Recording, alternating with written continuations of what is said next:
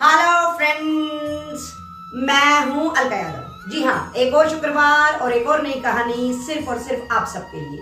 और आज की कहानी का नाम है हमेशा खुश रहे। एक बार की बात है, एक बार एक भिखारी था। वो हर रोज भीख मांगने के लिए जाया करता था। एक दिन क्या हुआ कि वो भिखारी भीख मांगते मांगते किसान के घर पर जा पहुंचा। भिखारी ने जोर से आवाज लगाई, लेकिन कई देर तक उसके घर से कोई निकला ही नहीं। उसके बाद भिखारी ने सोचा कि क्यों ना मैं झांक कर देख लूं कि अंदर क्या हो रहा है, लोग हैं भी या नहीं, मेरी आवाज किसी ने सुनी भी या नहीं।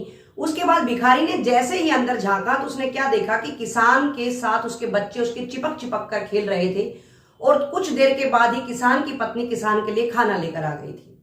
उसके बाद भिखारी को लगा कि सब लोग अपने मस्त थे, इसलिए मेरी आवाज सुनी ही नहीं है। भिखारी ने एक बार फिर से आवाज लगाई। इस बार किसान की पत्नी ने आवाज को सुना और उसके बाद भिखारी को कुछ भिक्षा में देकर वो अपने घर के अंदर चली गई। वहां से भिखारी चलने लगा तो चलने के बाद रास्ते में वो सोचने लगा कि कितना आराम से दोनों रह रहे थे अपने परिवार के साथ, अपने बच्चों के साथ, कितने खुश थे सब लोग। एक मैं ही हूं जो बहुत परेशान हूं, भगवान ने मुझे भीख मांगने के लिए यहाँ बनाकर खड़ा कर दिया है, सब बहुत आराम से रह रहे हैं, ऐसा सोचकर वो जा रहा था। उसके बाद जैसे ही वो वहां से चला गया और किसान ने जैसे ही अपना खाना खत्म किया, किसान ने अपनी पत्नी के पास बैठकर बताया कि मुझे फसल में नुकसान हो गया है और जो अपने गांव के सेठ जी हैं उनसे मुझे 500 रुपए उधार लेने पड़ेंगे। उसके बाद पत्नी ने कहा कि कोई दिक्कत नहीं है, उधार ले लो, उसके बाद हम बाद में धीरे धीरे चुका देंगे।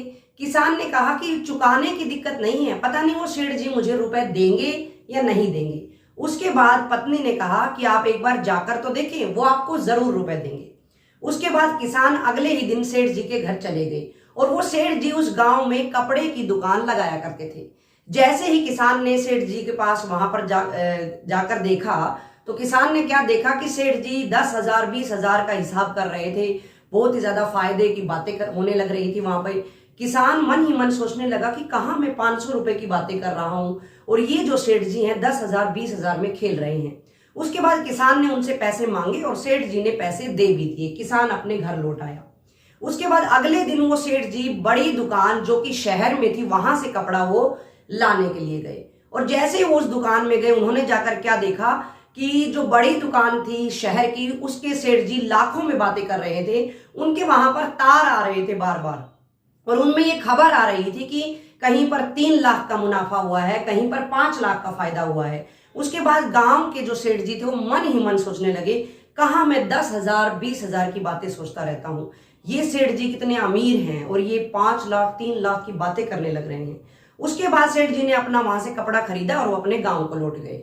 इसके बाद जैसे ही जो दुकानदार थे वो अपने जो शहर की दुकान के सेठ जी थे वो अपने घर गए तो वहां पर जाकर उनको पता चला कि राय बहादुर जी के यहाँ से निमंत्रण आया हुआ है। लेकिन जैसे ही वो तैयार होने लगे उनके पास एक खबर आ गई कि उनको किसी एक शहर से 5 लाख का घाटा हो गया है। सेठ जी बहुत ही दुखी और परेशान हो चुके थे।